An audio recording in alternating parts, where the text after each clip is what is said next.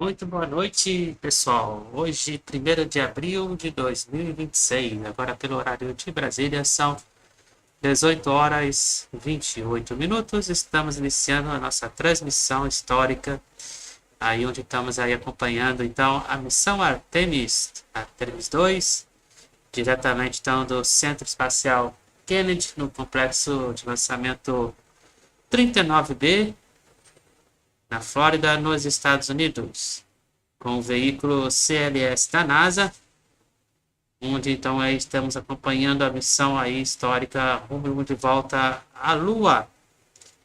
SLS da NASA, né? Então aí esta missão aí tem como objetivo de levar 4 astronautas, né, para fazer uma volta ao redor da Lua e retornar à Terra. Né? Esta missão então aí tem a durabilidade, tem a duração aí de 10 dias, né, com 3 astronautas da NASA e um astronauta da Agência Espacial Canadense. Né? Então aí temos o astronauta da NASA, Reid Wiseman, né, da comandante da Artemis II, na astronauta da NASA Victor Glover, que é o piloto, a astronauta da NASA Christina Koch, da Artemis II também, e o da Agência Espacial Canadense é o astronauta Jeremy Hansen.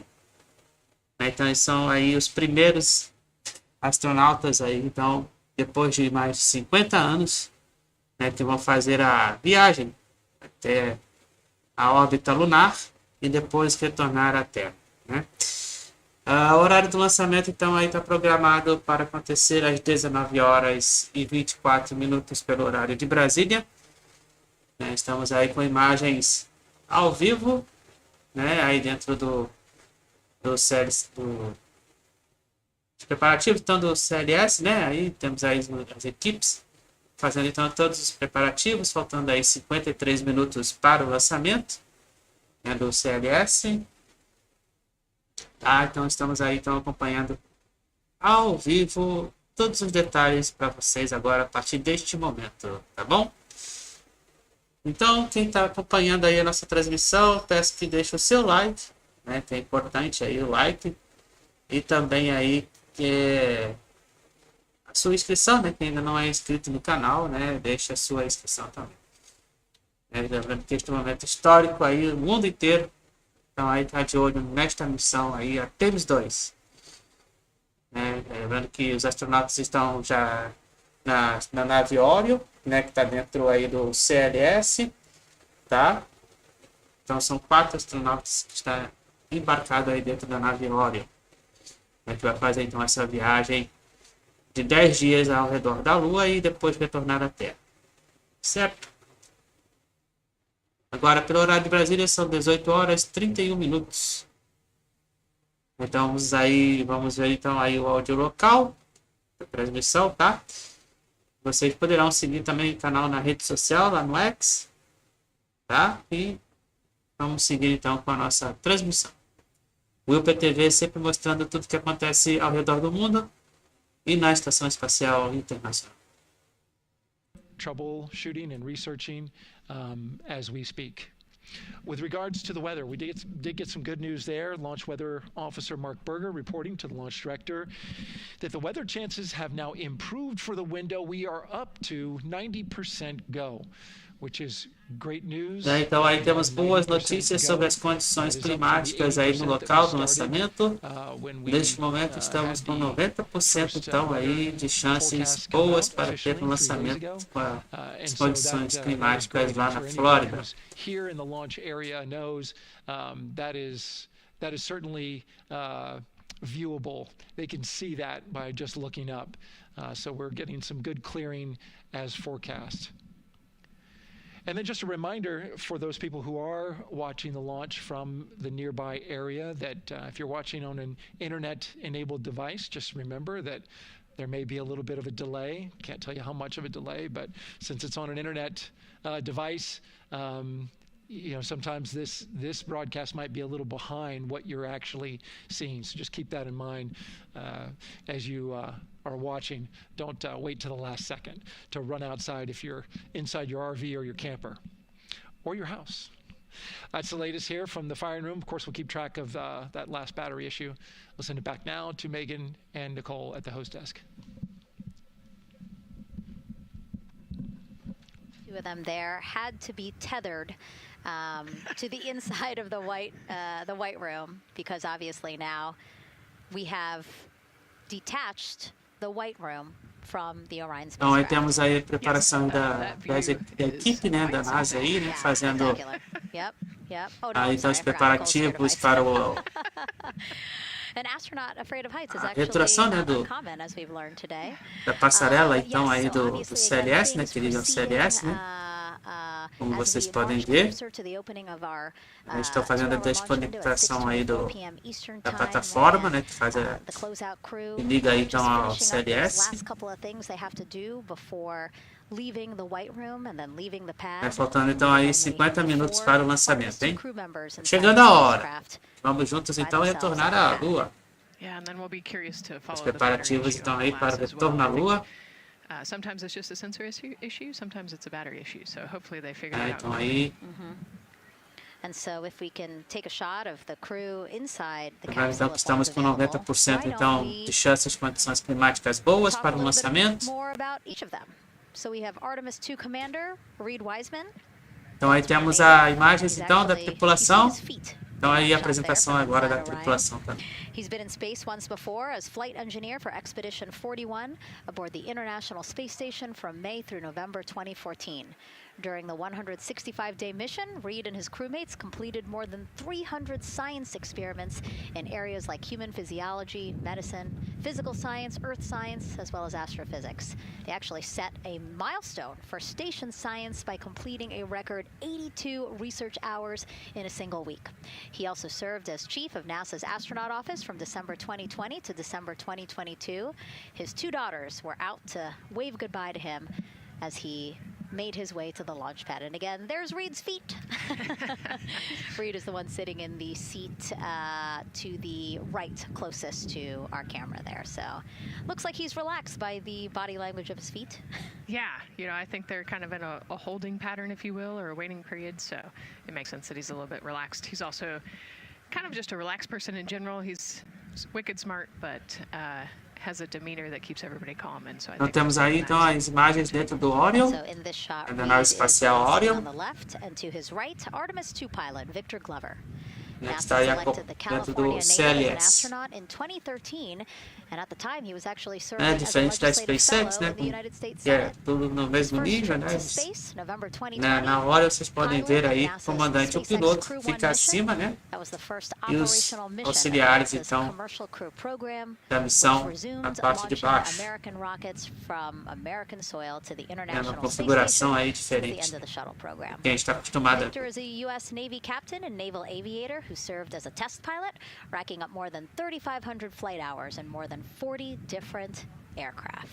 So again, he probably feels pretty at home in the pilot seat of Artemis II.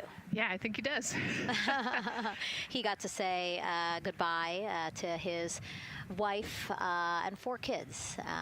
Again, those were the family that he had here at Kennedy Space Center before the 4 of them drove out to the pad. Yeah, and you can see there, we talked about Victor's energy earlier, and you can see him working through, you know, pushing some buttons on the displays. Looked like he was pulling up a procedure, so he's following along and ready to go, looks like.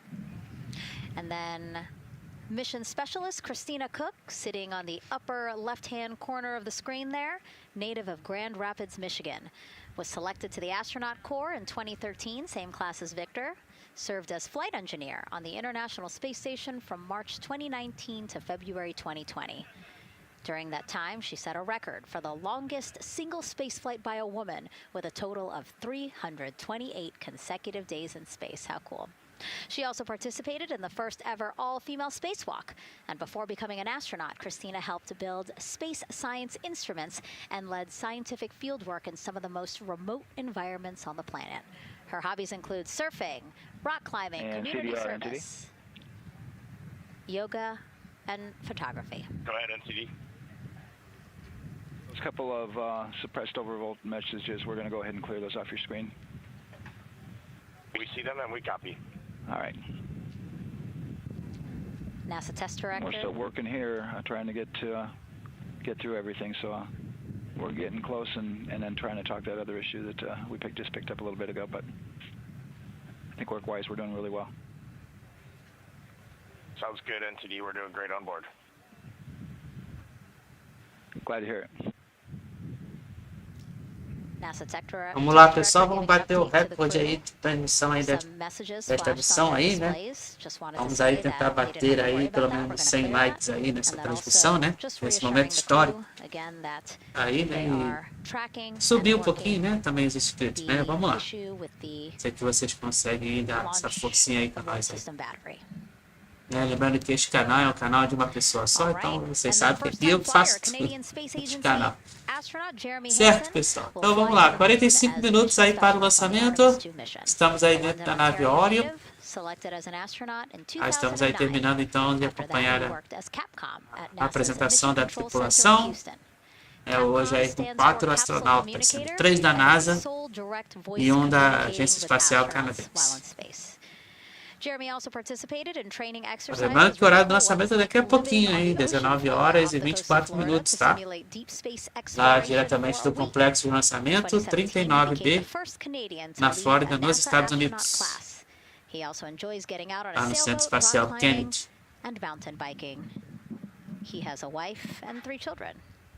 And he's the one that you see bottom left-hand corner of your screen. I know, I'm trying to see what he's doing there. Christina's looking too. And so there is your Artemis II crew inside the Orion spacecraft. And this is actually the 7th time NASA astronauts will launch on a new NASA spacecraft designed for crew. And if you're wondering about the first 6 crewed test flights, here they are.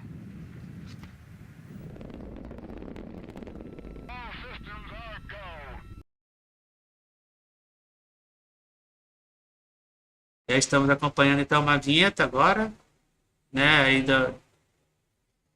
das naves aí da NASA, né, desde o Apollo, né, o Gemini, Apollo.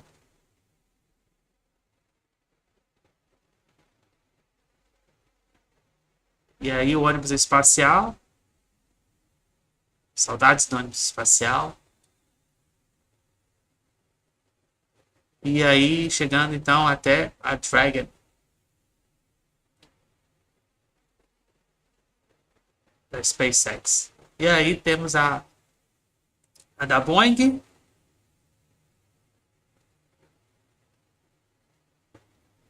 Tivemos aquele teste da Boeing.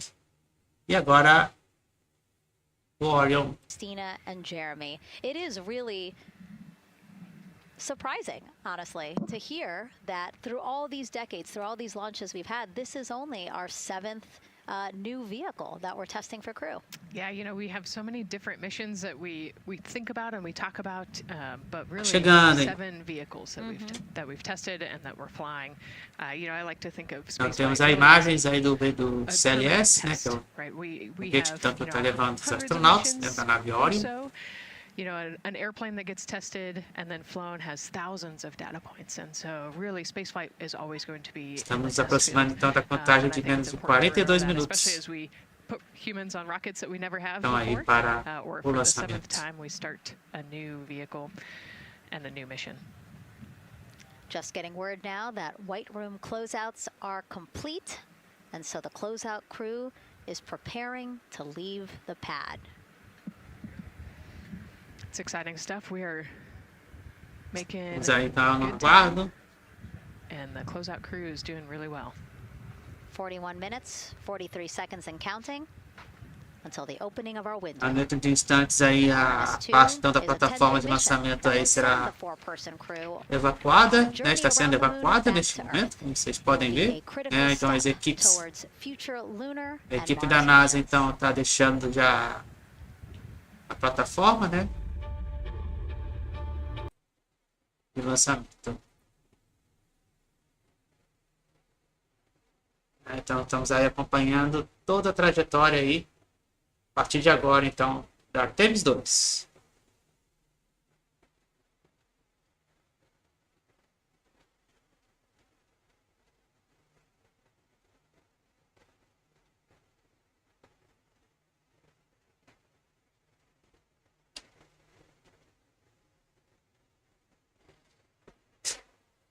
Né? Não se esqueça então de estar se inscrevendo no canal,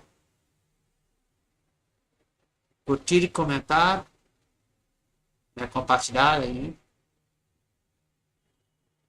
nas redes sociais. Eu sei que a gente não está lá, né, como eu gostaria de estar lá presencialmente, né? Mas estou transmitindo para vocês toda a emoção de lá. Não se preocupe. Certo?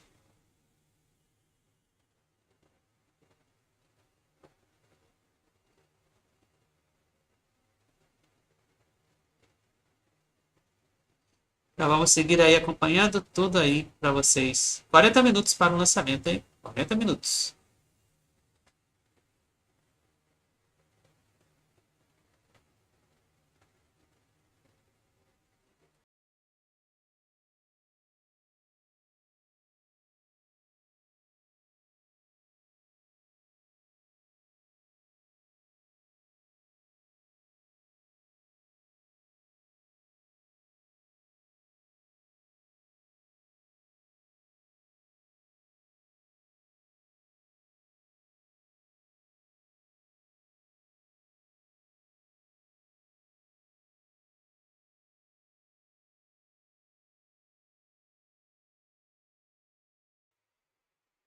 E aí estamos com imagens ao vivo, novamente lá do local.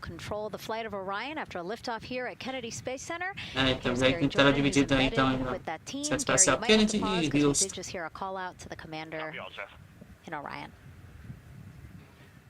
Will do, Megan. I think that was Commander Reid Wiseman responding to prepare for some of the next steps. We are now holding at the T-minus 10-minute hold. Expected a 30-minute hold. So we are well on the countdown. We are well on the timeline to meet this L- time and launch towards the beginning of the window, but continuing to track progress along the way. Again, I'm here with the Artemis II flight control teams in Mission Control Houston. The team in the room behind me has been monitoring the countdown and verifying their own mission-specific launch criteria of the Space Launch System, the Orion spacecraft integrity, and its crew. During the final poll before launch, if all looks good from each of the flight controllers in this room, Flight Director Judd Freeling will report a go for launch from Houston Flight. Upon liftoff, teams here take control of the mission and communicate with the crew while they fly on the Space Launch System. This phase of flight is highly dynamic, and each console position has a dedicated and important role of looking after critical systems.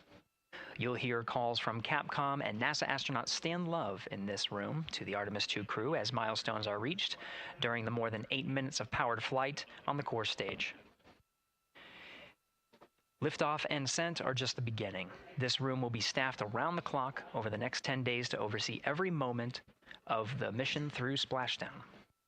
Here from the Johnson Space Center, we'll be streaming the mission live 24/7 so anyone can follow the crew's journey, take peeks inside the spacecraft, and share the experience of a lunar flyby with astronauts looking down at the moon's surface.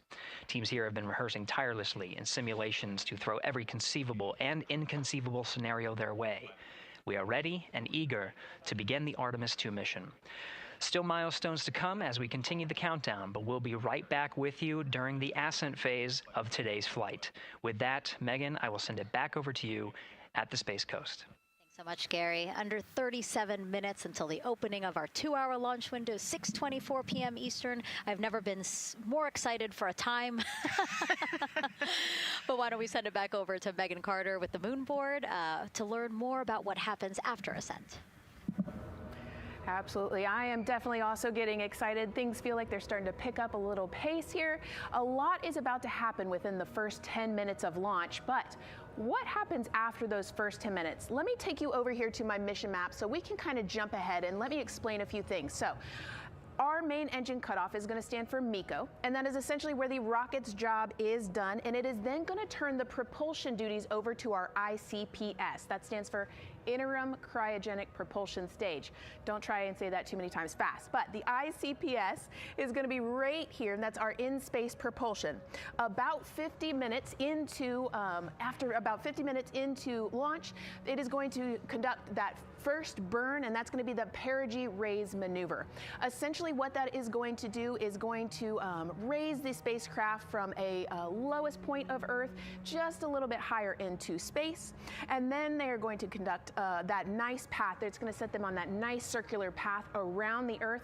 That's when they're going to start to be able to really check out this spacecraft. The Orion spacecraft is going to be able to, like we've talked about, be maneuvered by the crew. They're going to check out those life support systems, and communication checkout's going to be vital at that point as well, obviously. Then they will be conducting that another burn, and that's going to raise them just a little bit higher again. And then they will, it'll be about time for the ICPS to separate, and they will start another lap around the Earth as well. Now, the ICPS, but even after it separates, its job will not be done, because they will have the opportunity to conduct something called the Proximity Operations Demonstration. And this is going to be really important for our future lunar missions, because the ICPS actually has a target on it, and the crew is going to have the opportunity to manually maneuver these spacecraft, like we've mentioned, and practice those docking maneuvers. Now, obviously, they will not be docking for this mission, but that is, again, going to be critical for those lunar missions in the future. Now, all right, after that ICPS has separated and they've done that second lap, they're going to conduct 2 more burns. And what these burns are going to do is set them up to the high enough orbit and a fast enough speed in order to conduct the translunar injection. This is going to be that critical moment and that critical milestone where they are going to produce about 6,000 pounds of thrust. And this is that point that is going to take them out of low Earth orbit into deep space, and it's going to set them on that nice path towards that lunar flyby.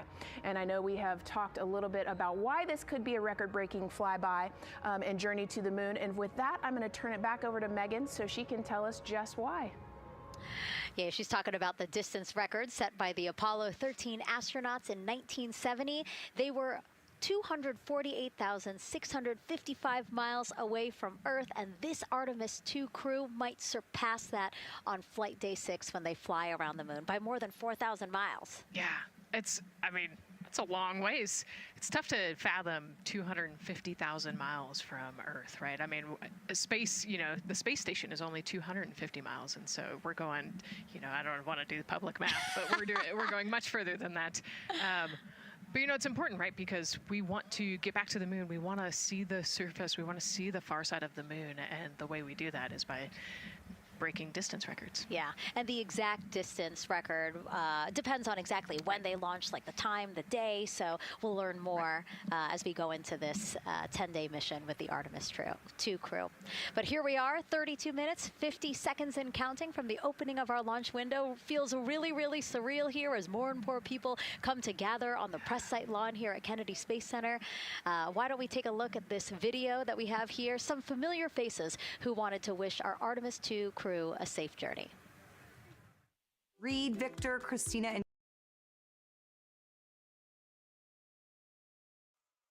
Então aí faltando 32 minutos e 20 segundos para o lançamento.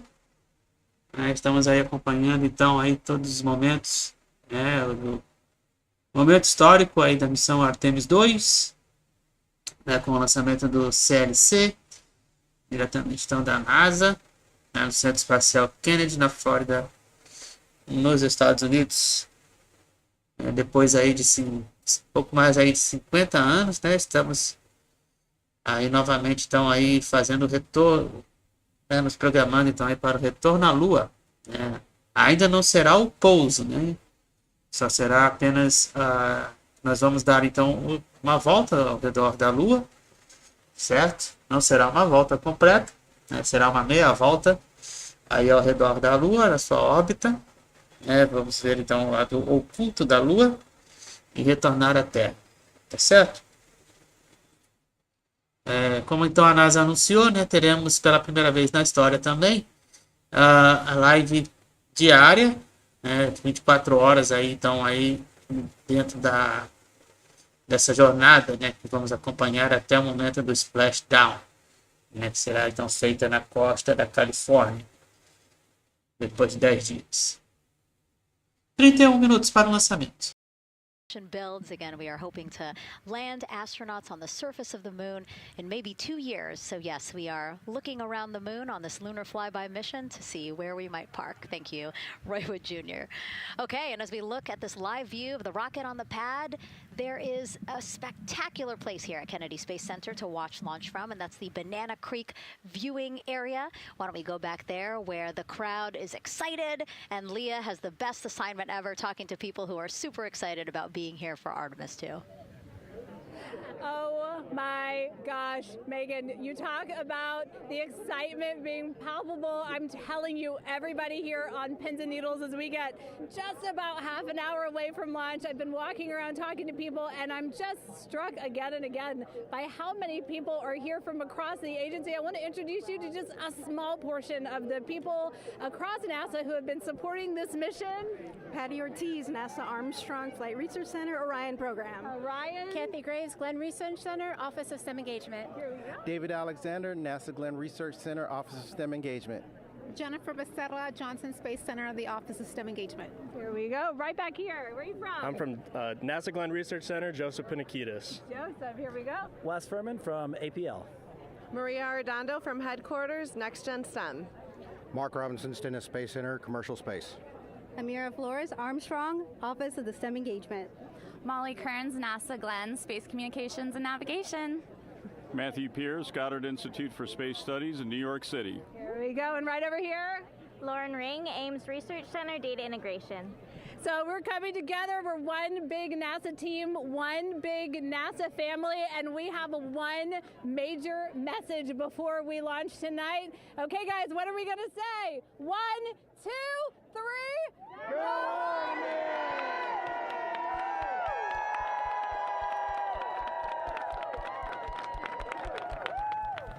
Oh my gosh, that made me so emotional. That was so inspiring to see. I mean, wow, yeah, that was great.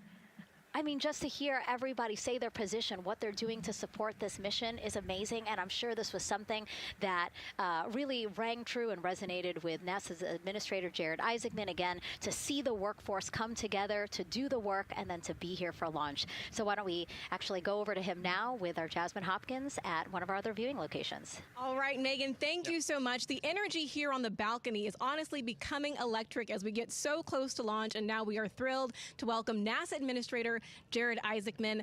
Jared, we're really entering a golden age of exploration. How will Artemis II set the pace for the coming years? Well, I mean, Artemis II is the opening act, right? This is the test mission. This is getting very comfortable with the SLS rocket, the Orion spacecraft. No humans have ever flown on this before, right? And we're going to put it through its paces. We'll go into Earth orbit for a little bit, make sure Orion's doing okay, and then we are sending them, right? We're going to send them farther into space than any humans might have gone before, 250,000 miles away, and it's going to set up for the subsequent missions. That's why we're going into the golden age of science and discovery right now, because you're going to see a moon rocket launch in 2027 when we do our testing with the lander. We're going to go for the landing on Artemis IV in 2028, and in parallel, we're going to build the moon base, right? And that is going to be filled with science discovery and tech demonstrations that's going to support the enduring presence we're trying to create on the surface. Absolutely. So honestly, history-making years ahead of us, you know, with Artemis III and IV. But first is Artemis II. What will be our single greatest takeaway from this mission? Well, I'll tell you, I mean, after ignition, to me, the moment that I'm going to be most excited for is splashdown. There's no question about that. Good shoots coming down off the West Coast. But look, I think the takeaway from this is gaining extreme comfort in the Orion spacecraft, right? I mean, this is very different than what we've done for more than a half century, right? I mean, the velocities that spacecraft is going to re-enter at, it's going to be new territory for us. We want to get our arms around that completely. So I would say the performance of SLS plus Orion is everything on this one. We want to make sure we do it in as a safe way as we possibly can, understanding what we are undertaking right here, bring our crew back, learn as much as we can from the vehicle, set up for Artemis III in 2027. Right. And Administrator, we've actually had a pretty young audience today here, some kids running around the balcony. How do you hope Artemis II inspires that next generation? You know, I talk about this all the time. Like, you know, one of our overarching KPIs that we should always be tracking is the number of people living and working in space. Well, you know what's another strong number 2 on that one? It's the number of kids that are dressing up as astronauts for Halloween so that they grow up, that they're inspired to want to join in this grand endeavor, whether they come work with us here at NASA or they join in industry, but they're helping humankind venture out farther, pursue all the secrets of the universe. Yeah, I think we'll see a lot of kids dressed as astronauts this year. And finally, Jared, you've really made it a personal mission to get to know the people behind the work at NASA. Do you have any final thoughts, any final words before today's history-making launch? Yeah, well, one, I want to express a lot of appreciation. I'll tell you what, the 4 astronauts on top of Artemis II know this. It takes an army to pull a mission together like this, right? Across all 10 of our centers, all of our commercial partners, the international partners that come together to make this possible. My sincere appreciation for everyone who is currently working the mission right now, so getting them ready for launch, that will be watching over them in mission control, recovering this crew when they splash down off the West Coast. I have complete trust and confidence in your abilities. And everybody else who's not directly working on Artemis II, Artemis III is coming up next year. When this mobile launcher gets back in the VAB, we're going to start stacking. Wow, plenty of excitement ahead of us. Jared Isaacman, thank you so much for being here. Thank you. Thanks for being here. Of course. All right. And with that, let's get back to the countdown with NASA's Megan Cruz. Under 25 minutes and counting from the opening of our 2-hour launch window, and take a look at all these people behind us. I literally, every moment I turn around and I see the clock, I am like, oh, wow. Oh, wow. There are more people and less time. Yes, exactly, which is a great problem to have. Yes. Now, this first crewed test flight. Então agora, pelo horário de Brasília, são 19 horas. E hoje é dia 1º de abril de 2026.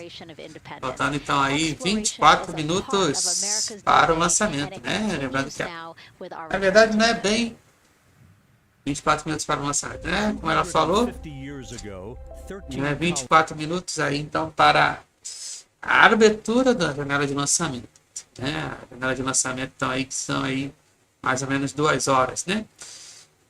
Mas acreditamos que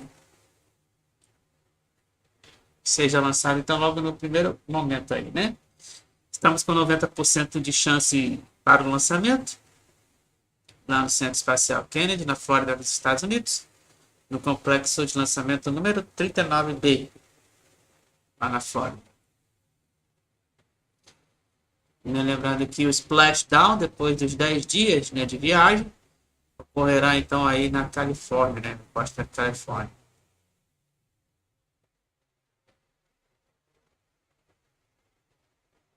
Quem ainda não deixou o like aqui na transmissão, deixa o seu like. E se você ainda não se inscreveu, se inscreva no canal. O UPTV sempre mostrando tudo o que acontece ao redor do mundo e também na Estação Espacial Internacional. E agora, bem, vocês podem ver na Lua. Então é isso. Meu nome é William Pessoa, estamos aí com vocês juntos para acompanhar então a missão Artemis II. Tudo ocorrendo bem então nesta missão de hoje, né? Já você ouviu aí o administrador da NASA anunciou que teremos no próximo ano Artemis III.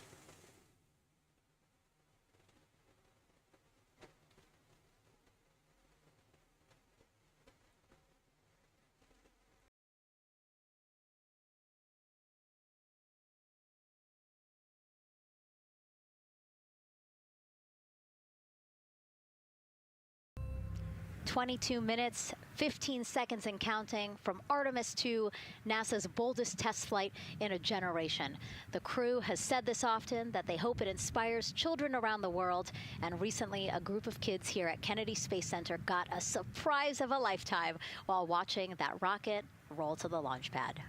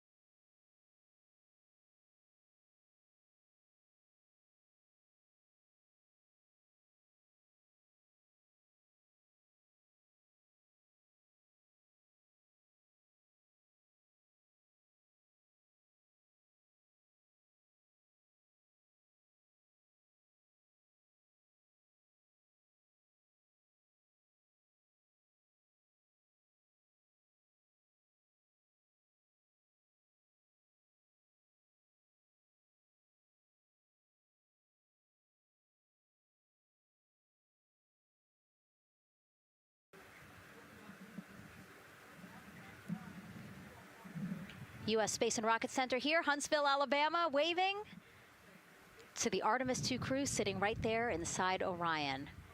Inside of 20 minutes from the opening of our launch window, and right now we are targeting the top of that launch window, so we could be launching here in about 19 minutes, Nicole. Wow, I don't know if I expected this today. I'm excited, and I'm glad they were able to clear the problem with the battery on the LAS, and everything has gone really smoothly today. It's been great. The weather cleared up. It's a beautiful day for a launch. And so now, as we are so close to possibly launch now, just what are your final thoughts as we are about to embark on a mission back to the moon, the first time in more than 50 years? Yeah, just so proud of the crew and all of the teams here on the Estamos aí cada vez mais perto do lançamento, faltando aí menos de 18 minutos. 20 segundos para o lançamento, hein? Vamos ver este momento. Ver este momento histórico aí, hein? Vamos lá. Agora pelo horário de Brasília, 19h06. Por enquanto tudo em ordem. Aí com o CLS. Com a nave órbita. It's in their patch. We're going for all. It's in the name of their capsule, integrity, representing humility. Então dentro de mais alguns momentos, vamos ver aí o recuo da passarela, que liga então até a cápsula Orion, da nave Orion, que fica no interior aí do CLS. With Orion and SLS poised to again fly us into the history books. And before we leave you now here at the host desk to get back into operations, we just wanted to answer one question for you guys. We asked you earlier on today, what are you most excited for? And we asked you to go vote on Instagram and Twitch. Instagram, you guys said launch. Twitch, you guys said lunar flyby. So I think you guys will all be very excited since we are now about 17 minutes from the opening of our launch window today. And so with that, as we approach terminal count, let's send it back to Daryl Nail in firing room 1. Daryl. All right, thank you, Megan and Nicole, and just want to give you an update on the launch abort system that you just reported that they cleared. They believe, they're convinced, this is an instrumentation failure. So there are 2 batteries on the LAS. The LAS, of course, and with the help of my 2-year-old son's model rocket, Daniel said I could use this, so it's okay. The LAS is right here. It's the tower above Orion. Orion capsule is inside of here. It's used to pull Orion off the rocket in case the rocket something's going on with the rocket, either on the pad or in flight. 2 batteries are bad. Well, I'm sorry, one of the 2 batteries reported an out-of-family temperature, and it was very much out of family. And so they checked their data going back into the vehicle assembly building where they recharged the batteries and worked on them. And they have good, solid data, they reported, that tells them that this is an instrumentation failure, that there's something wrong with the sensor. And so they took it before the mission management team, which has to accept the risk, any changes to launch commit criteria, which this would be one, and they all fully accepted it. So now we are clear as far as that constraint is concerned.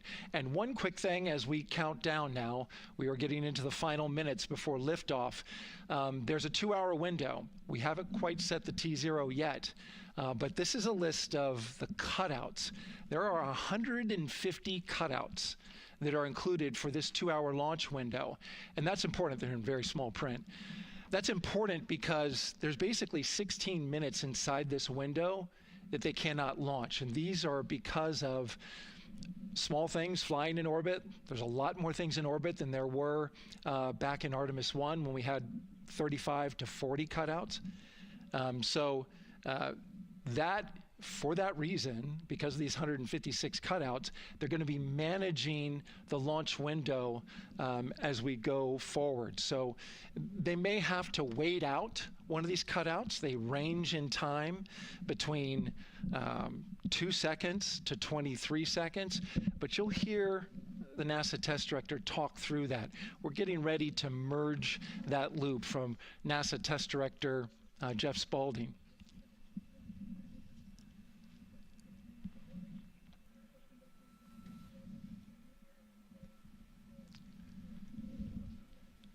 And so now I'm listening to the launch team get ready to merge their operational channel.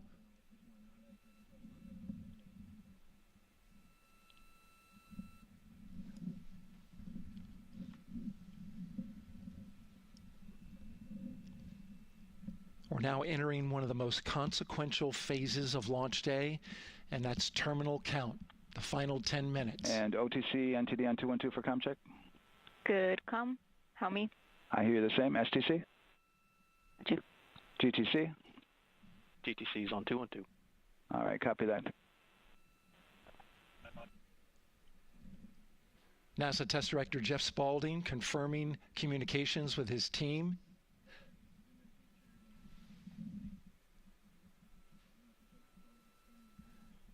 There will be 2 polls that we'll hear. One from Spaulding, the NASA Test Director, confirming the ground systems and the launch team are ready to proceed. At this point, we have a clear board, no constraints, but we need confirmation from each individual on the NASA Test Director team. So we'll hear him poll his team. The other poll that we're waiting for is the poll from Launch Director Charlie Blackwell Thompson, who will take that final status from NASA management before giving the go to come out of a hold. Now you're seeing the clock count down at L-12 minutes. CCL, OTC, Reiner, S1. CCL. Yes, sir. Reconfigure ARS primary loop ISO valves. Copy, that's in work. And CDR, OTC, Reiner, S1. Go. ARS loop ISO valves are being closed at this time. Integrity copies. NGDLP. Go. Yes, I had a discussion with CIS and with MER manager regarding the observation the CIS had a few minutes ago. They were able to confirm with BCI photos that the condition that they observed has been there since 2025. MER manager has had a chance to review the findings, and they do not have any constraints from either a CIS or MER manager perspective. Okay. Copy all. And Launch Director, NTD, you copy? Yes, sir. I copy. That's good news. OTC, CCL 212. OTC. ARS primary loop isolation valve configurations complete. Copy.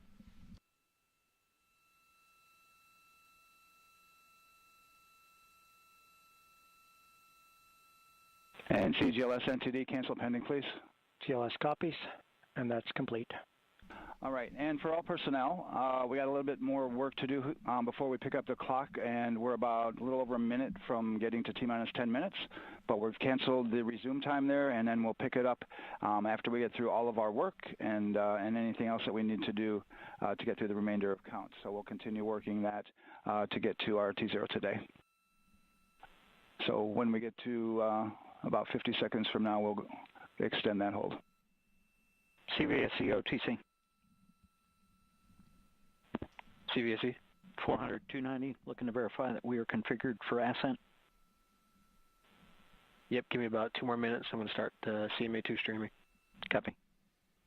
NTD, COSE, hold requested. Copy that. I have an LCC violation of O-CT-004, S-band transponder anomaly.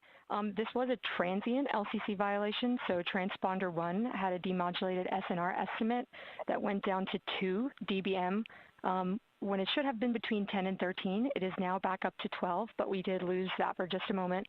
It does not appear that we lost our bit sync or carrier lock, which would be indicative that we lost our lock with the vehicle. So at this point, recommendation would still be go.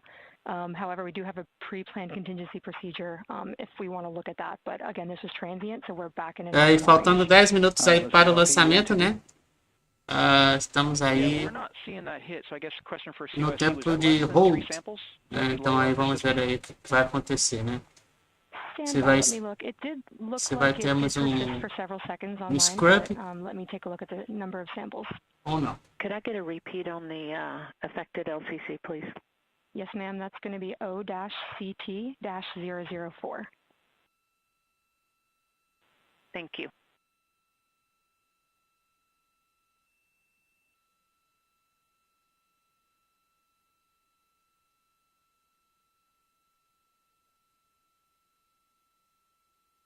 Nós estamos nesse momento aí, tempo de hold.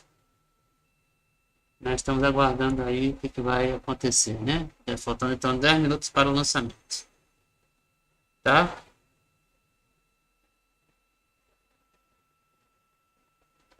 Yeah, us taking a look at the data right here, looks like that was a single sample. Yeah, copy that. RFTS does report that they also lost lock for about 5 seconds. So I would love to ask KUS and see if they also lost lock with the vehicle for any extended amount of period.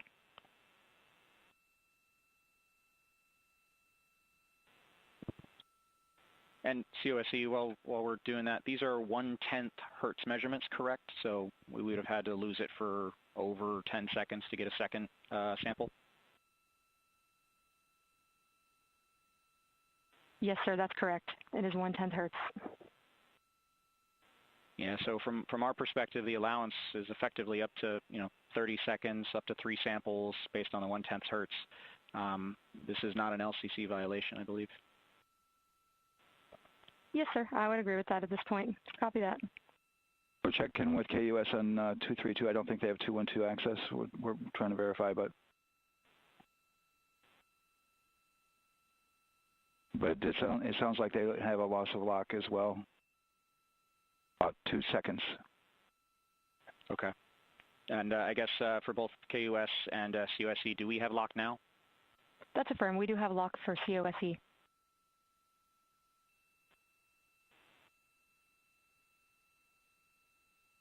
Yeah, so from the integration console perspective, we did have a temporary loss there within the allowable, and per the requirement, let's go. And this is Houston Flight. We have lock and we have good telemetry here in GSE. And KUS is reported to they have good lock now. So with all of that, OSC, then are we in a go configuration per your LCC? Yes, sir. Recommendation would be go. Right. LP, you concur with that? Yes, sir. LP concurs go.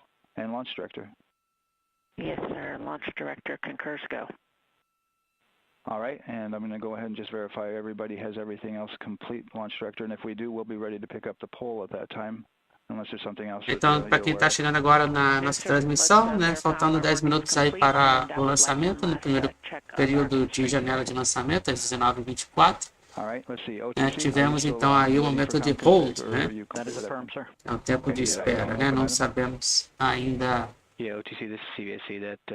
o que aconteceu, né? Se vamos ter então aí um scrub ou se vamos continuar aí com a contagem de 10 minutos.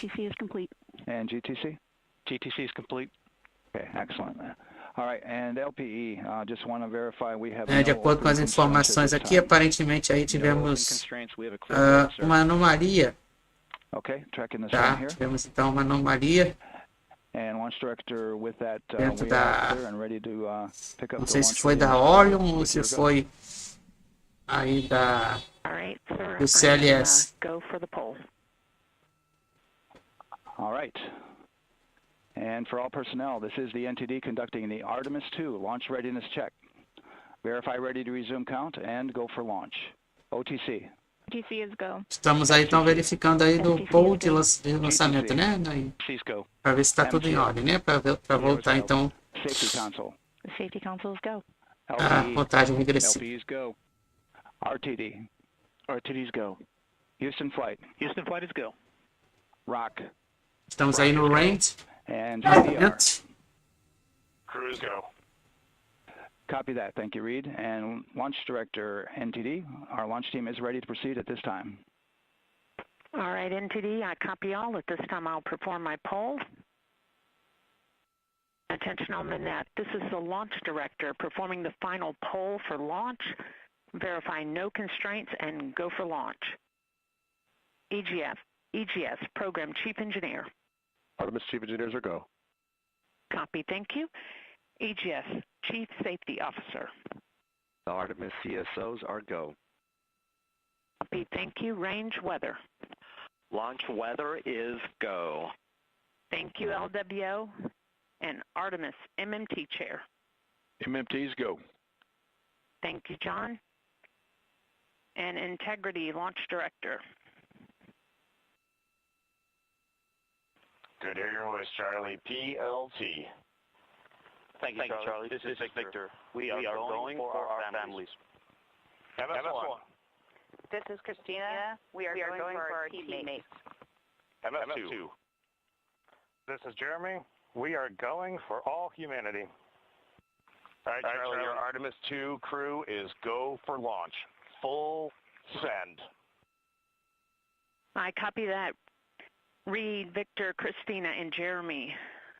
On this historic mission, you take with you the heart of this Artemis team, the daring spirit of the American people and our partners across the globe, and the hopes and dreams of a new generation. Good luck. Godspeed, Artemis II. Let's go. Então, tudo pronto para o lançamento. Tudo em ordem. Vamos sair do hold. NTD Launch Director. Go ahead, Launch Director. Yes, sir. You have a go to proceed with countdown. E demos continuidade, então, à contagem regressiva. CDR, NTD. Go. Gear risers and initiate short purge per your EPROC 10.1.1, steps 8 and 9. 10.1.1, 8 and 9 going to work. Copy. CVSE NTD, start and verify recordings of our Orion cameras. Copy. Então aí depois... Well, there you heard it. RSR NTD. RSR. They're getting ready to start terminal count. arm rotation enable at this time, please. It's currently at T-minus 10 minutes. Estamos aguardando, então, o retorno da contagem regressiva. Arm rotation enable complete. We're going to start that clock. Thank you. Depois do novo range para o lançamento, né? Tudo em ordem. Aí, tanto com as equipes, com o SLS, com o Orion, com a tripulação, com os sistemas, com o clima. Tudo em ordem. Então aí para continuarmos então o procedimento de lançamento do SLS. They checked the data, confirmed that they had a good lock. This was with the S-band transmitter on the Orion. Estamos aguardando então só o retorno aí da contagem regressiva para o lançamento. Agora são 19 horas e 23 minutos aqui no horário de Brasília. So we have a 2-hour window which starts in just a few minutes at 6:24 p.m. Eastern Time and goes until 8:24 p.m. Eastern Time. And ECL NTD will be waiting for your verification on the short purge. Para quem está chegando agora, quando tivemos então a contagem de 10 minutos para o tempo regressivo, né, tivemos esse momento de hold. Aí então tivemos um novo range, né, de lançamento, né, que é a sequência de go no go, né, de vai ou não vai. E deu tudo em ordem, tudo 100%, né, tanto a parte do clima, sistemas, a tripulação, veículo. Tá, estamos aí só aguardando então a saída do tempo de hold. Para darmos então a prosseguimento então na contagem regressiva. O primeiro tempo de lançamento seria agora, a abertura de lançamento agora às 19 horas e 24 minutos. Mas aí vamos ver então aí qual vai ser o novo horário do lançamento. Estamos aí oficialmente com o tempo de janela de lançamento aberta.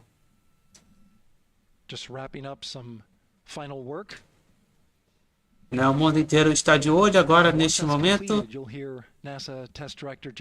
Depois de 50 anos de espera, o homem então vai retornar à Lua, ou melhor, né, fazer então uma meia volta ao redor da órbita lunar e retornar à Terra.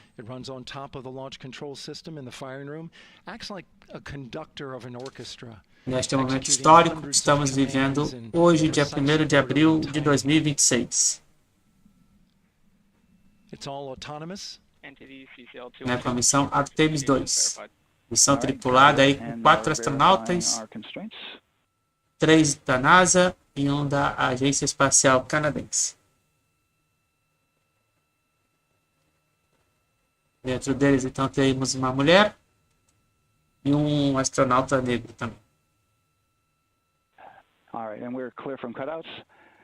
And with that, we're going to resume the clock. Mundo inteiro de olho. And CGLS, you can resume the clock on your mark.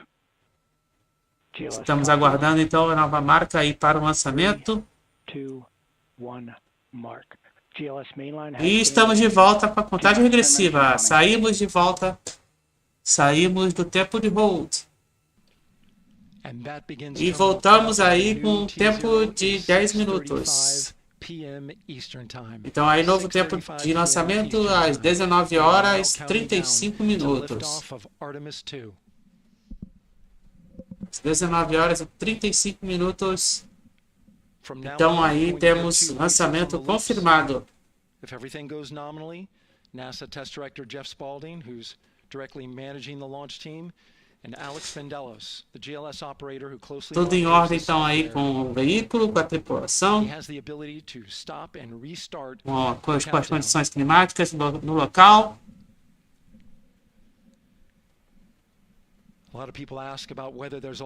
Vocês aí acompanhando comigo. Não se esqueça de deixar o like na transmissão, que é muito importante. E de se inscrever no canal. E puder também compartilhar a transmissão. There you heard confirmation of the exact T0, 6:35 and 12 seconds p.m. Eastern Time. Então confirmando então aí o horário do lançamento às 19 horas e 35 minutos pelo horário de Brasília. But as I was saying, there's no launch button. This is autonomous. But there is a button that keeps you 19 horas e 35 minutos, que é o horário do lançamento, hein? To pause the countdown outside of terminal count and during terminal count and submit a hold to the next holding point. So the clock won't stop right away. Hoje vamos, hoje vamos. We'll go to the next stable holding point. Falta pouco, hein, pessoal? Continue aqui conosco acompanhando ao vivo. Então aí estamos com as imagens então, do SLS lá no complexo de lançamento 39B, lá no Centro Espacial Kennedy, na Flórida, nos Estados Unidos. 8 minutos. Menos de 8 minutos. Então temos aí o recuo da passarela. O recuo aí da passarela que liga então ao veículo. Então é o recuo da passarela. Temos aí neste momento. Until this point, that was their way off the pad if they needed to evacuate. Então a tripulação, a equipe, né, que faz o trabalho aí da Artemis, né, do procedimento de embarque, já se evadiu, né, se evacuou da plataforma. E agora temos vendo então o recuo da passarela que liga ao veículo. 7 minutos. 7 minutos. In case of an emergency, whether it's on the ground or in flight. Vamos curtindo aí a transmissão. Falta pouco, hein? 7 minutos. Esse momento histórico aí que estamos vivendo depois de 50 anos. Starting at T-minus 6 minutes. The GLS will start bringing that and other high energy systems Missão Artemis II. Missão tripulada, então, que vai seguir viagem por 10 dias, onde irá fazer, então, uma volta na Lua, uma meia volta na Lua e retornar à Terra. Com um splashdown na Califórnia, na costa da Califórnia.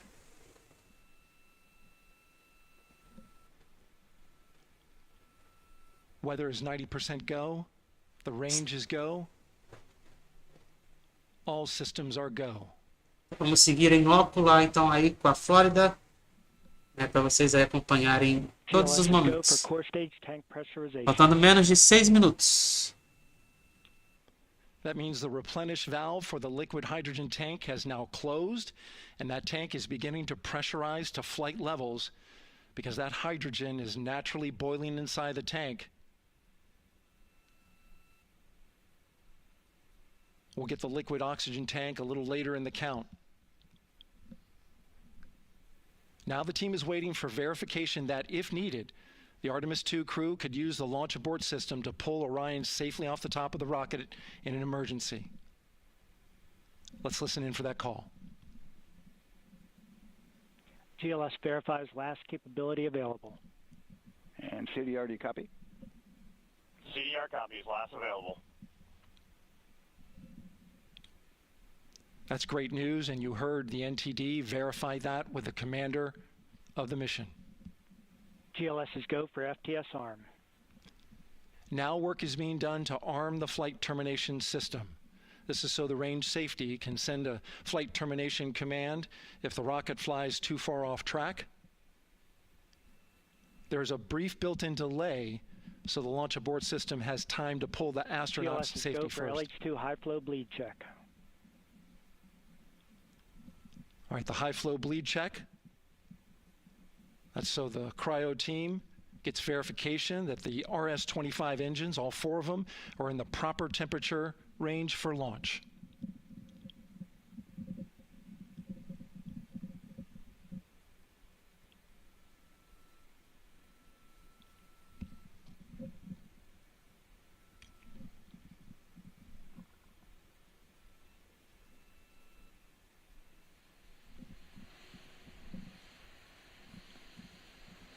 GLS is go for core stage APU start. Core stage APUs start. Those are auxiliary power units, high-speed turbines which provide pressure to hydraulic pumps that steer the RS-25 engines. We're going to see a gimbal test a little later at T-minus 2 minutes and 30 seconds. This is what allows that to happen.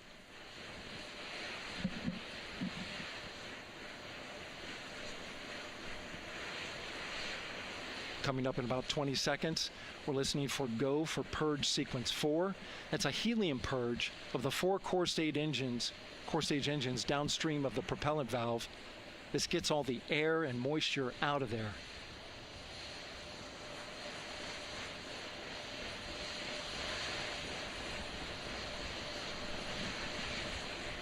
GLS is go for purge sequence 4. Moving through the milestones. All is looking good.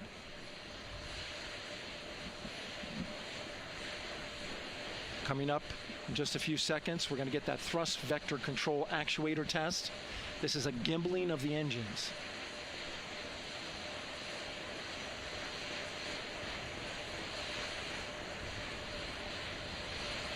There are the 4 RS-25s, 3 of them Shuttle Heritage, 1 of them built from shuttle parts. And there you see them moving.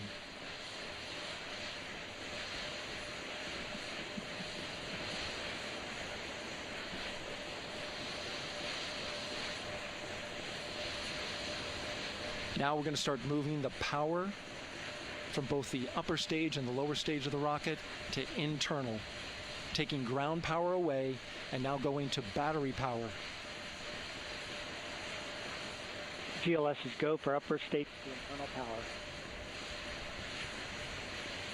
All right, power is removed from the rocket's upper stage, the ICPS, and it's been switched to battery. Same milestone for the lower core stage coming up at T-minus 1 minute and 30 seconds. Right now, the 4-person Artemis II crew is 248,000 miles away from the moon. And if all goes well, they will fly by it in 6 days. GLS is go for core stage to internal power. All right, there's the rocket's core stage, which houses 3 flight computers, is now on its own power. There's no more hold time because there's no more margin on these batteries. So we would have to recycle back to T-minus 10 to recharge if we had a hold.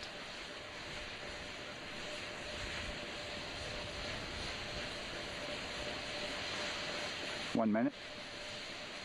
Right now, the rocket does not know what the T0 is, but coming up at T-minus 33 seconds, control shifts from the ground launch sequencer to the rocket's onboard autonomous launch sequencer, or ALS.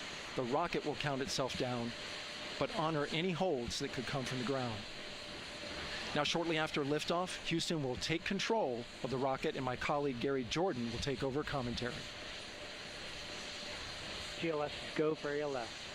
Great call out. The rocket is on its own. 4 brave explorers ready to ride the most powerful rocket NASA has ever launched. Sound suppression water is flowing. 15. And here we go. 10, 9, 8, 7. RS-25 engines lit. 4, 3, 2, 1. Booster ignition. And liftoff. The crew of Artemis II now bound for the moon. Humanity's next great voyage begins. Good roll pitch. Roger, roll pitch.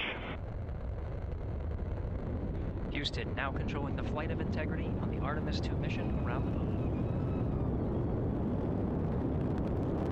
Integrity, AMT high. AMT high. On time passing 30 seconds into the flights. Integrity passes the alternate MECO. Target milestone. Mission Control Houston seeing good performance on 4 main engines. Space Launch System core stage. Integrity, 3 miles in altitude. Traveling more than 1,200 miles per hour.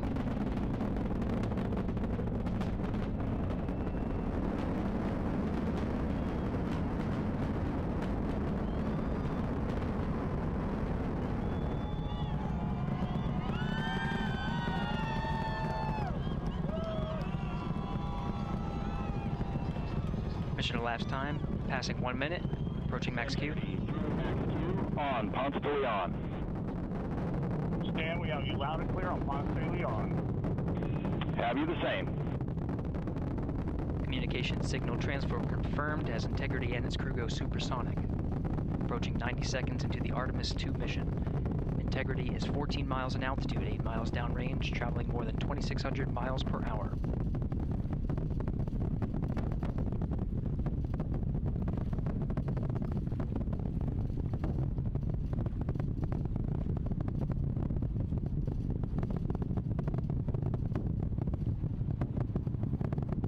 Minute 50 seconds of mission elapsed time, standing by for main engine throttle down to 85%, ahead of solid rocket booster separation expected at the 2-minute 9-second mark. We see throttle down.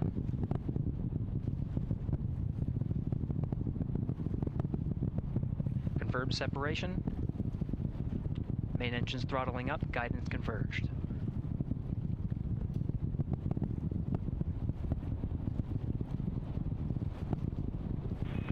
Integrity, guidance converged, performance nominal, upper stage RCS ready. Copy all, Stan. Integrity, SM priming complete. SM priming complete.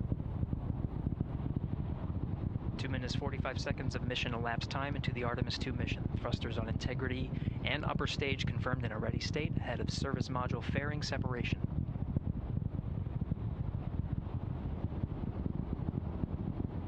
3 minutes into the flight. Integrity, 49 miles in altitude, 78 miles downrange, now passing 5,000 miles per hour.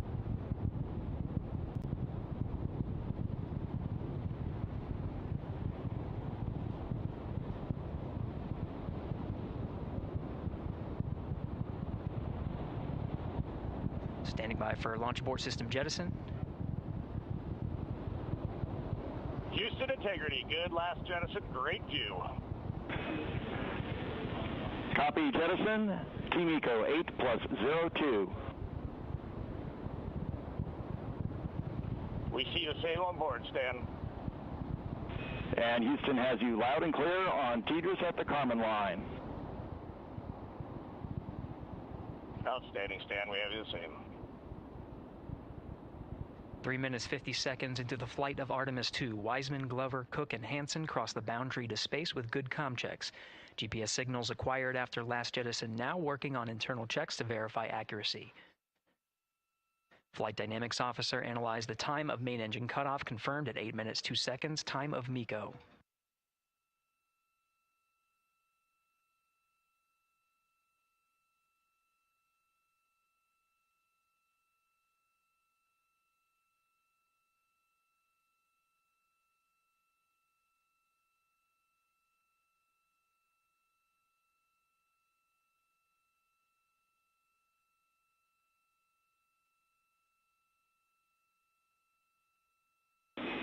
Integrity, GPS processing. Outstanding, Stan. We see the same, and we have a beautiful moonrise. We're headed right at it.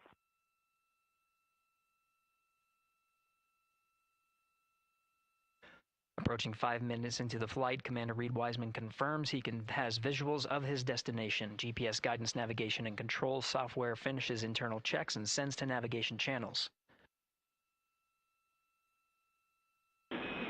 Integrity, 3 engine press. 3 engine press. On time, now passing 5 minutes 20 seconds of mission elapsed time into the Artemis II mission. At this point, 3 good main engines are all that's needed to carry Integrity to a nominal main engine cutoff target. Though at this time, we're seeing 4 good engines here in Mission Control Houston. Integrity, 75 miles in altitude, 330 miles downrange, approaching 10,000 miles per hour.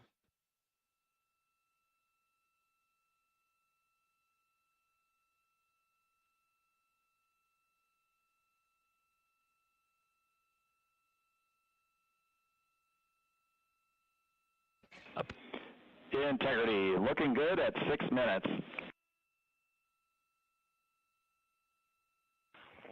Same on board, Stan.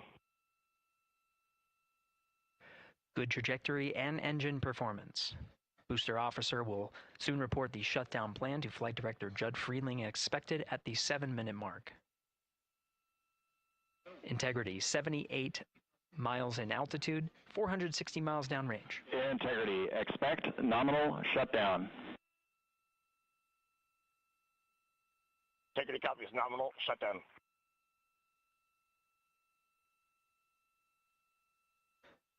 Six minutes 40 seconds of mission elapsed time. Shutdown plan is as expected. Again, the time of MECO was confirmed at 8 minutes 2 seconds into the flight.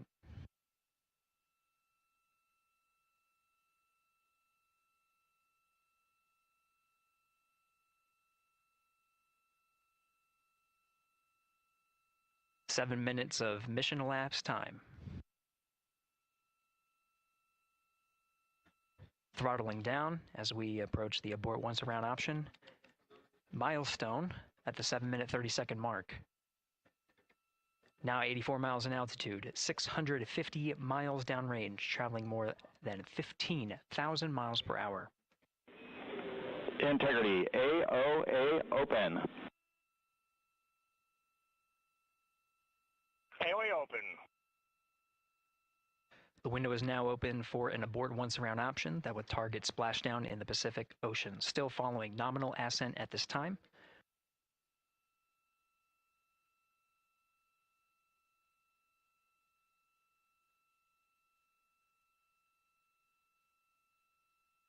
About 10 seconds remaining until the main engine cutoff of the Space Launch System core stage. Standing by for confirmation of MECO and core stage separation.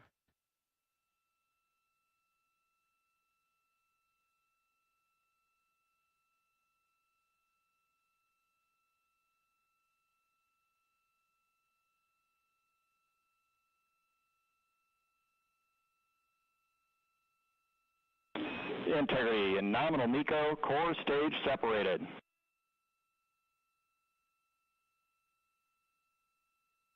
We see the same on board, Stan.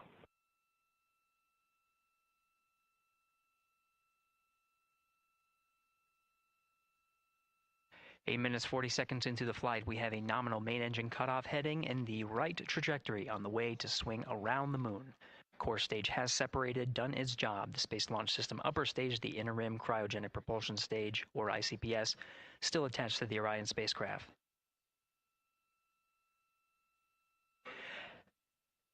Nine minutes of mission elapsed time. Integrity crew of Reid Wiseman, Victor Glover, Christina Koch, and Jeremy Hansen now in orbit around the Earth at the beginning of their journey to the moon.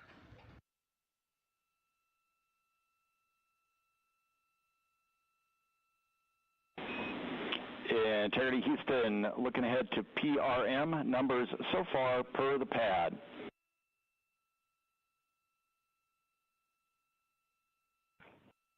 Copy that, Stan. Numbers for the pad.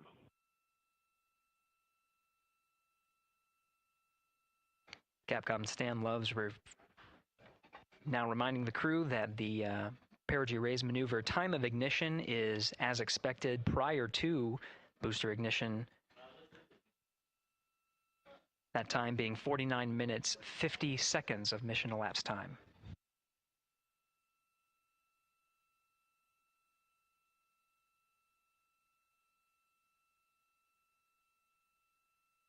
Acompanhando então ao vivo para vocês, para todo mundo, né?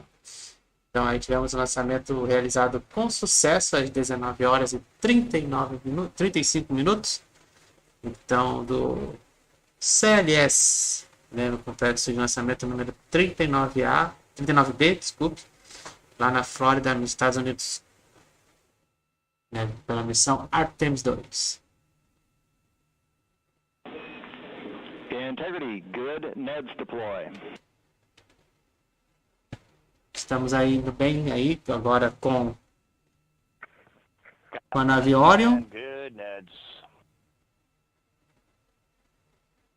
Neste momento, então, estamos aguardando a abertura então do painel solar.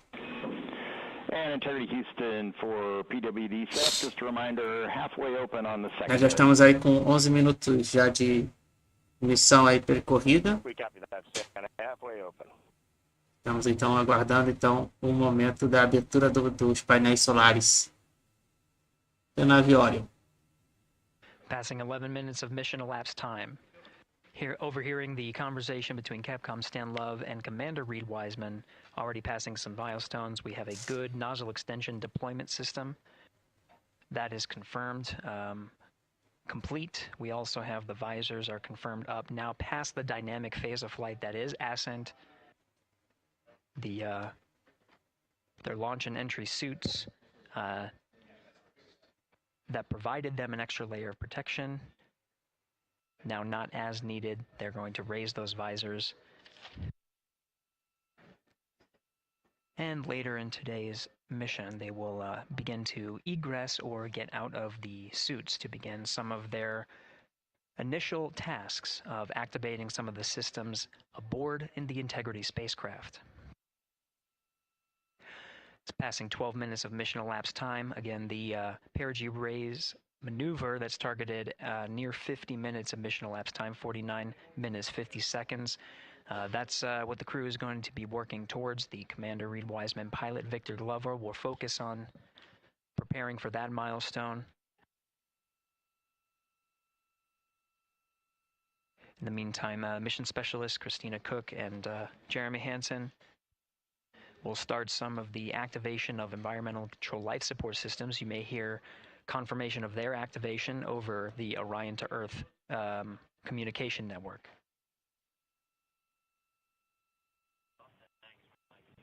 Houston, C3 aux power back in auto. Copy C3 aux, and we're 2 minutes to maneuver.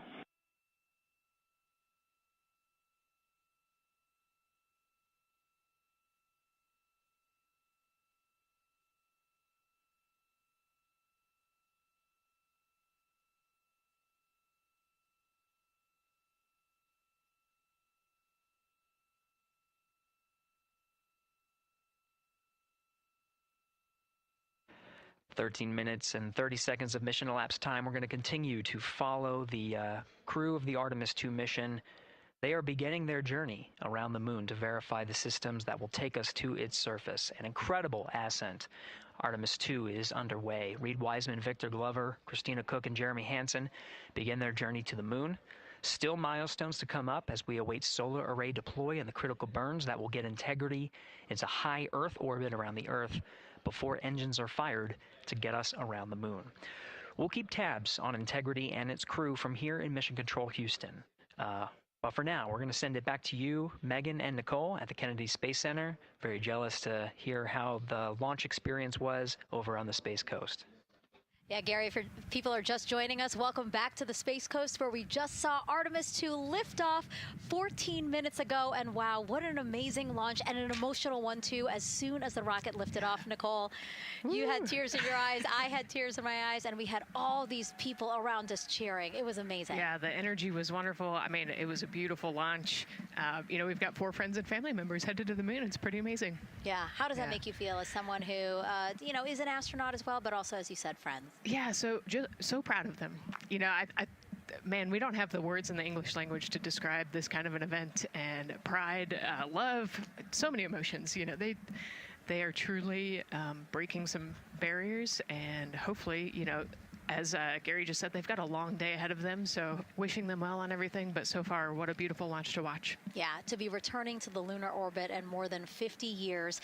Maybe they go farther from Earth than any other humans before them. Maybe they see parts of the moon that we've never seen before. I mean, what a great start to what could be all of these milestones that we break in just a 10-day mission. Yes, what a way to welcome in the Artemis generation.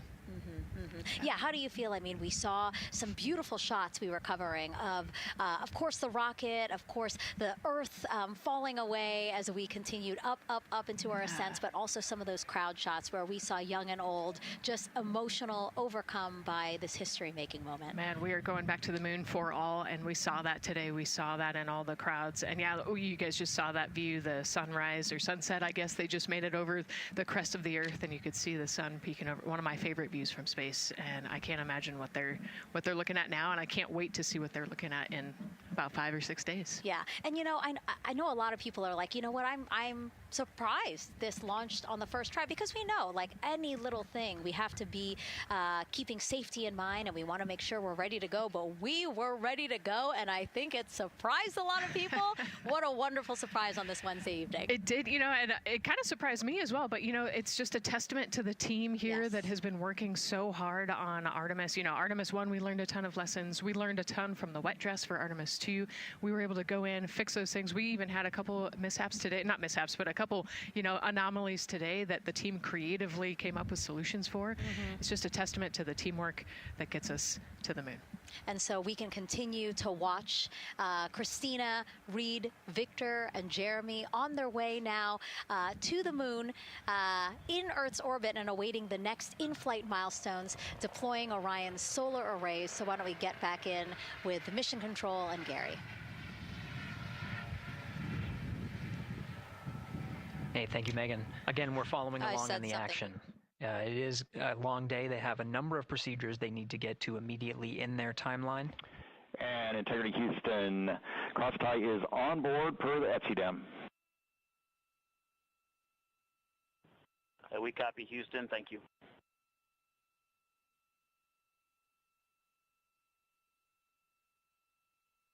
Cross-tie referring to flight controllers here initiating a connection between some of the batteries aboard the Orion spacecraft, allowing for an even distribution of power. This is the flight control teams that took us through ascent of the Artemis II mission today. Right now we're, as you see, passing 18 minutes of mission elapsed time. The Orion spacecraft integrity and the interim cryogenic propulsion system are maneuvering tail to sun. It is in this orientation, this attitude. Integrity anywhere until that momentary prop caution.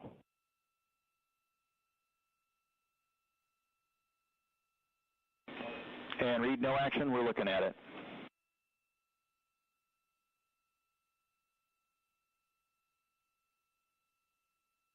Commander Reid Wiseman verifying what is being routed to his displays aboard integrity. Propulsion engineer confirming that no action is needed at this time. They're pressing through with their nominal procedures to prepare for the perigee raise maneuver. And of course, the solar array wing deploy ahead of that. The solar wing deploy is a critical milestone. We'll continue to have our coverage follow the mission until that deployment. Successful launch is just the beginning. The deployment of the solar arrays and successful confirmation that those solar array wings are drawing power is a significant milestone, and says to the flight control teams that we will continue on today's mission. Power needs to be drawn to continue through some of the next milestones. Until then, the AOA open option that was called up upon ascent, the abort once around, is the current option, and abort to orbit option ATO will be switched to a preferred mode at the time that the solar array wings are deployed and latched. It gives the flight control teams a little bit more flexibility. Integrity Houston, update on TDRS handover for your pad.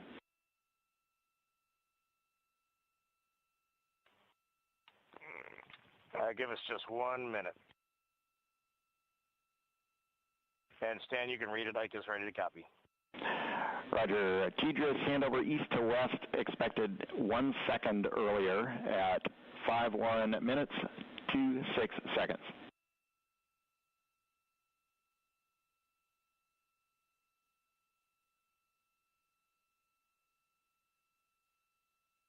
Hi, Stan. We copy 1 second earlier for 5126 TDRS east to west, and saws are starting to deploy. Thermal knives are firing.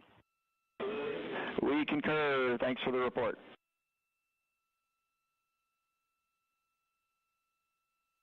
Readback of the reports that you just heard on the Orion to Earth network. Integrity has maneuvered tail to sun. The RL-10 nozzle on the end of the ICPS is pointed towards the sun, and the solar array deployment sequence has begun. With the deployment confirmed, it'll be Então aí temos a confirmação então aí do início da abertura então aí do painel solar. Então, temos também a confirmação aí que vocês podem ver na telemetria do ponto então de ignição do motor. O estágio do SLS. Numbers of when to expect handovers between the tracking and data relay satellites. Currently orbiting Earth at an altitude of 545 statute miles above the Earth. They are in a near-Earth network communication system. The tracking and data relay satellites, geosynchronous satellites that are stationed. Então, para quem está acompanhando agora ao vivo, né, estamos agora acompanhando a trajetória então do estágio 2 do SLS junto com a nave Horário. O lançamento ocorreu com sucesso no Centro Espacial Kennedy, na Flórida, nos Estados Unidos, no complexo de lançamento 39D, às 19 horas e 35 minutos, no horário de Brasília.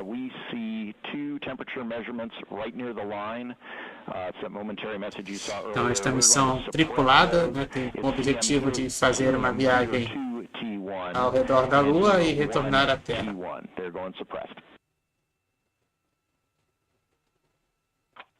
A missão Artemis II.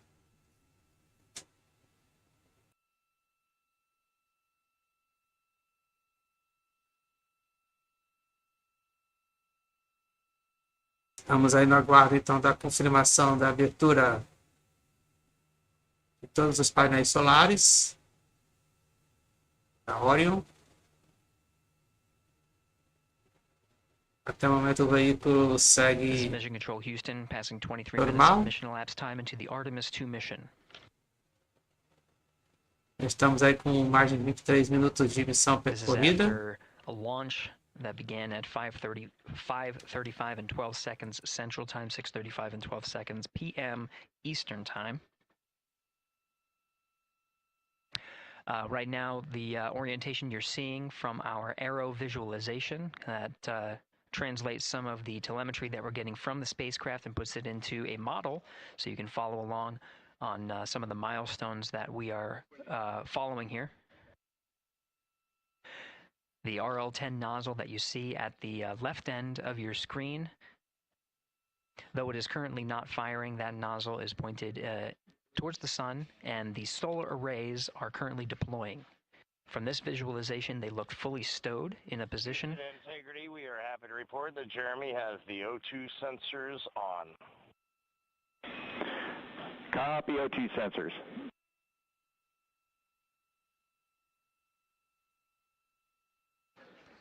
Again, Commander Reid Wiseman and pilot Victor Glover overseeing the deployment of the solar arrays. And we'll follow the attitude Então aí confirmando a abertura dos painéis solares aí da Orion. Of the ICPS engine, the perigee raise maneuver. Integrity Houston, we see 4 saws deployed and latched, ready for ATO preferred. Yeah, we're almost there in the procedure stand, and we see the same thing. In Integrity Houston, we are seeing a 7-second miscompare between the MET on Orion and ICPS. We'd like you to read us the MET from your center status bar and for the ICPS on StackSum.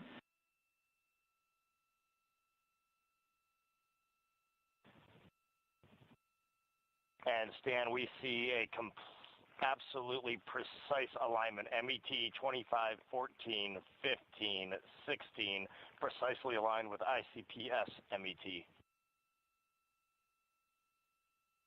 Copy, thank you for that. We'll investigate a ground issue.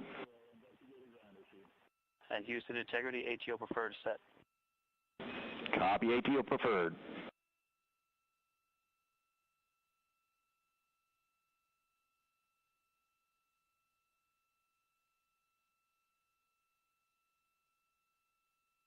This is Mission Control Houston, 25 minutes, 45 seconds into the flight of Artemis II.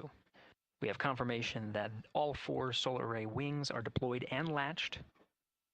This is the configuration needed to switch to ATO preferred, which you did hear confirmed from pilot Victor Glover. That mode has been switched.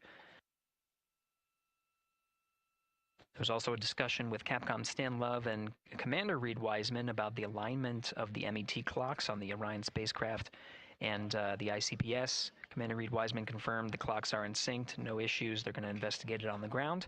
We're proceeding with today's mission. 26 minutes of mission elapsed time and counting.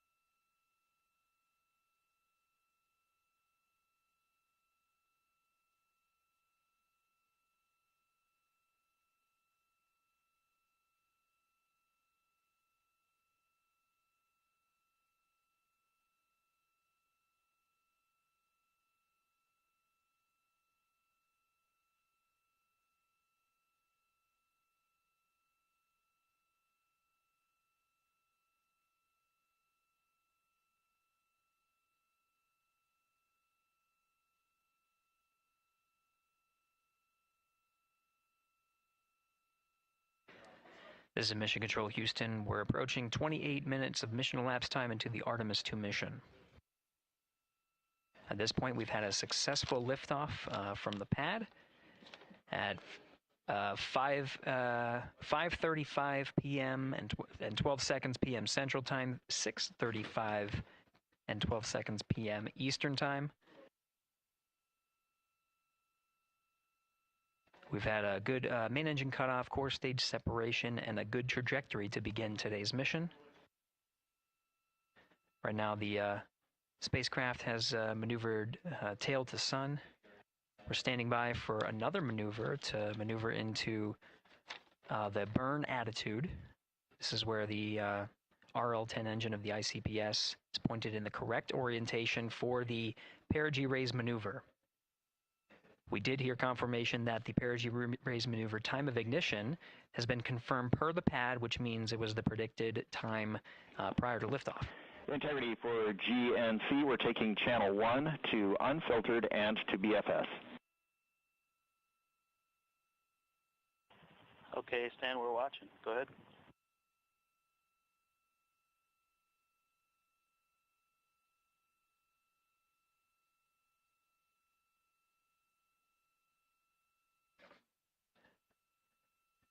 Capcom Stan Love reading up to the crew of Integrity. They will switch the navigation source from Channel 1, standing by for confirmation that that switch has occurred.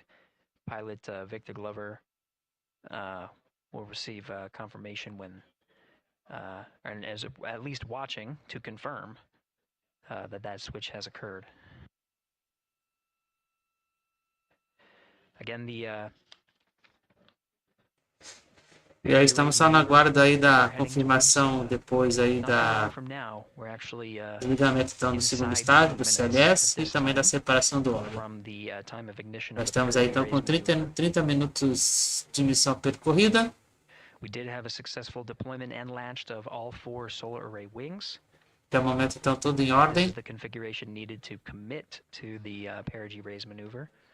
Of course, flight controllers here in Mission Control Houston will continue to evaluate that everything is good before committing to that burn. The perigee raise maneuver does raise the perigee, the lowest point in the orbit, from 15 to 100 nautical miles. The 100 nautical mile mark is needed to continue in low Earth orbit and hit the target for the apogee raise burn. That will put them in a high Earth orbit for the remainder of the day and set them up for the right position to execute the translunar injection and head to the moon tomorrow. The burn duration of the perigee raise maneuver is 26 seconds. A relatively short burn, but it does raise the perigee and do the job to get into the correct position before firing that main engine on the ICPS. The pad had a TDRS handover. This is the tracking and data relay satellites. East to west, they are geosynchronous satellites that are positioned around the globe. And as Orion makes its way around the Earth right now, above the west coast of Africa, at an altitude of about 923 statute miles, and counting.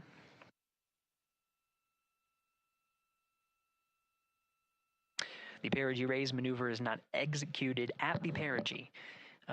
It is rather executed on the, actually closer to the apogee. But what it does is it raises the perigee on the other end of the orbit to 100 nautical miles.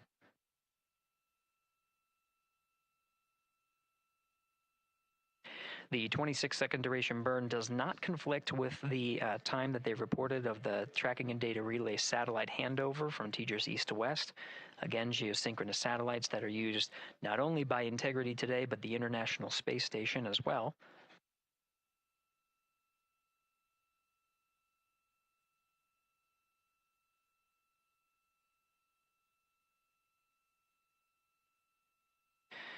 That time of handover is 51 minutes, 26 seconds.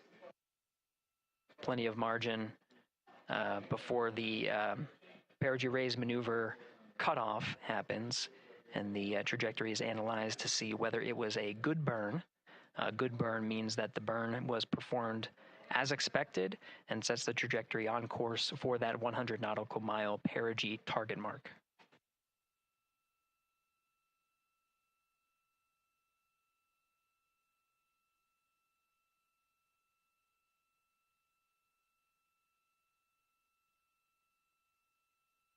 Again, for those sticking with us on NASA Plus and following along on our coverage, we will continue to follow and to cover the mission until, well, actually, we'll continue to cover the mission 24/7.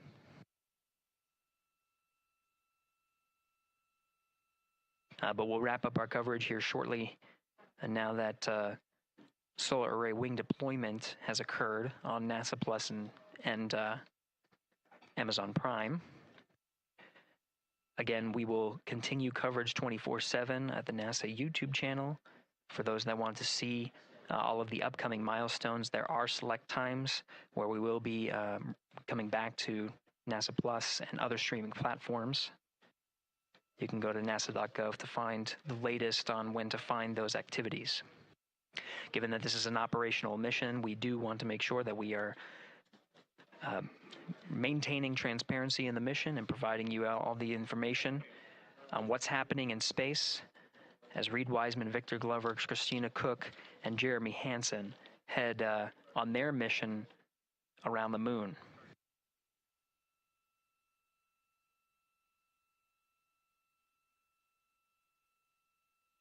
Inside Integrity at this time, again, the solar array wings have deployed. The Integrity is maneuvering to its burn attitude ahead of the execution of the perigee raise maneuver. Overseeing these steps is primarily done by Commander Reid Wiseman and pilot Victor Glover. Mission specialists Christina Koch and Jeremy Hansen focusing on some of the system activation inside of Orion, namely the environmental and control and life support systems. The activation and checkout of some of these critical systems are very important to continuing on the mission, making sure that those systems are in a good condition and in a reliable condition to provide the necessary environmental and control needs of the crew, with humans on board through the duration of the mission that extends 10 flight days.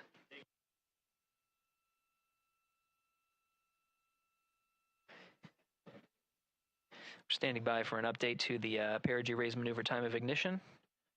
Should be read up to the crew very shortly. Integrity Houston, updated PRM numbers when you're ready to copy. All right, Houston, we are ready to copy. TIG is 2 seconds earlier at 4 minutes, 48 seconds. TIGO unchanged at 26 seconds. 49, 48, TIGO 26.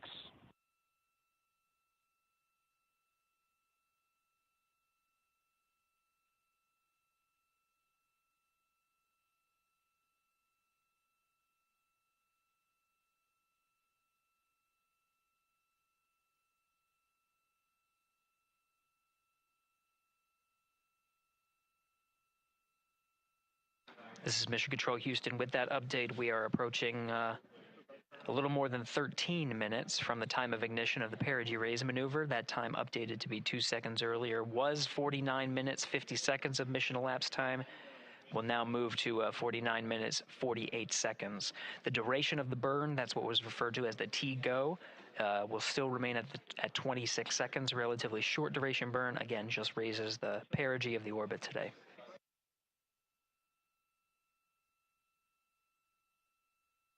Making sure they hit the mark on that time of ignition is the primary concern of Commander Reid Wiseman and pilot Victor Glover.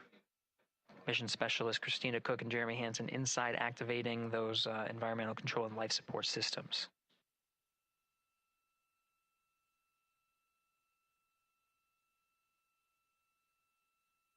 At this time, all 4 crew members are wearing the launch and entry suits. Integrity Houston, for Optimus on the PCD, we have time update instructions when you're ready.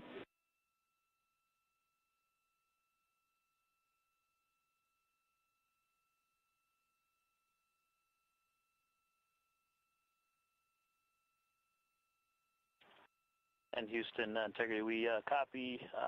Hands are pretty busy at this time. I think we will call you back when we're ready for that. All right, that one is not urgent. 2 minutes to maneuver to PRM attitude. We are watching and concurred. 90 seconds-ish, maybe. Pilot Victor Glover confirming that maneuver less than 2 minutes. Again, that the point of that maneuver is to point the main engine of the ICPS, the RL-10 engine, in the proper orientation to execute that 26-second burn. It needs to point in the correct position to achieve the goal of raising the perigee to 100 nautical miles.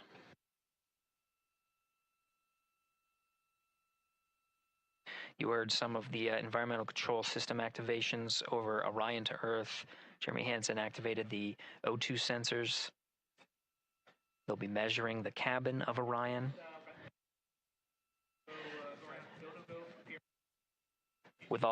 During all of the activations here on the ground in Mission Control Houston, Flight Director Judd Freeling is doing a poll with all flight controllers in the room to see if we are in a go position to go ahead and execute the perigee raise maneuver. Once concluded, Stan Love will report it back up to the crew, and we'll stand by for that.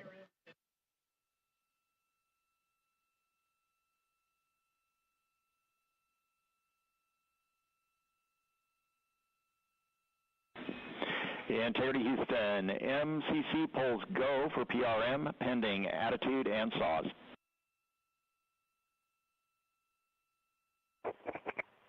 Hey, we copy. MCC is go. Maneuver starting.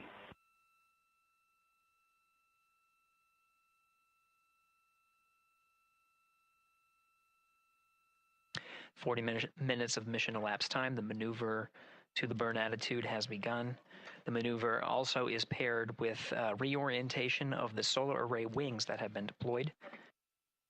They will have various positions throughout the duration of the flight. Of course, solar array is meant to maximize the draw of power from the sun. So when deployed, we're in a biased solar array wing configuration that was called solar normal. This allows for the greatest surface area of the solar array wings to be drawing power and powering up those batteries of integrity, of which a cross-tie was enabled between the four batteries, the four battery buses that are inside of Orion.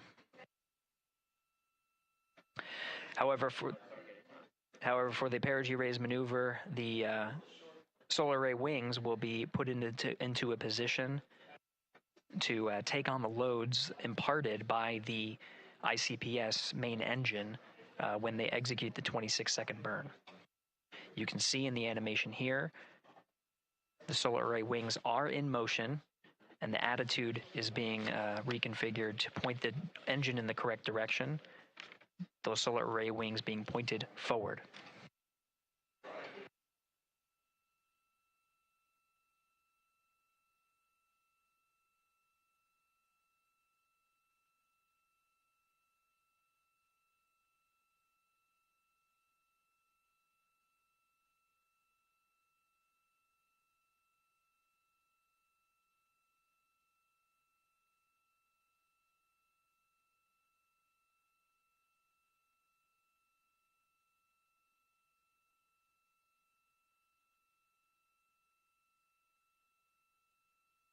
Então, aí temos a confirmação aí do desligamento então, do motor aí do segundo estágio, aí do SLS.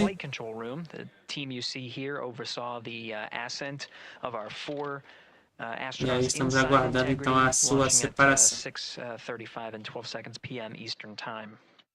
Now again, this room will be occupied 24 hours a day, 7 days a week, with flight controllers shifting on 3 shifts to oversee 24/7 operations of Artemis II while in flight. We will cover that live on the NASA YouTube channel, and we'll be covering that around the clock as we begin to wrap up our coverage here on NASA Plus. Before I do want to send it over to our colleagues at the Kennedy Space Center. And to my colleagues, it was a pleasure to join the teams at the Kennedy Space Center and be a part of such a historic launch. Here in Houston, again, we're turning our attention to the mission. And for now, we'll say farewell and thank you to our colleagues there for today's launch coverage. We'll see you again soon for Splashdown. This is Mission Control Houston, sending it back over to Megan and Nicole at the host desk. Thank you, Gary. And yes, it was such a pleasure to be a part of this historic mission that started right here at Kennedy Space Center. It was such an amazing sight to be a part of. And now, as Reid Wiseman, Victor Glover, Christina Koch, and Jeremy Hansen begin their journey, we here at the Kennedy Space Center are about to wrap our broadcast. We'll, of course, though, have 24/7 coverage with our colleagues at Johnson Space Center starting as soon as we sign off, so don't worry. You can follow along our 4 astronauts every minute of their nearly 10-day journey to the moon and back. Nicole, I'll definitely be watching it, and I'm sure you will, too. Yes, of course. You know, they just started, right? The launch was beautiful. This was a historic day. They're on their way back to the moon for the first time in over half a century, but they've got a lot of work ahead of them, and so we're excited to see what they have to do and excited to test out the Orion spacecraft. This is a test flight after all, and we're excited to see what we can learn from this mission. Very humbling, inspiring. It was really amazing to be a part of this, and I'm so glad that so many people joined along by either watching here in person or watching online. And of course, Nicole, thank you so much for sitting through this, answering questions, adding so much context. Então estamos encerrando aqui a nossa transmissão de hoje. Obrigado aí por assistir. Estamos aí então encerrando por hoje. Lembrando que vocês podem acompanhar também a nave Orion pelo site da NASA, no YouTube, 24 horas por dia, tá certo? Muito obrigado aí pela audiência, pelos likes, pelas inscrições. Nos vemos então numa próxima transmissão.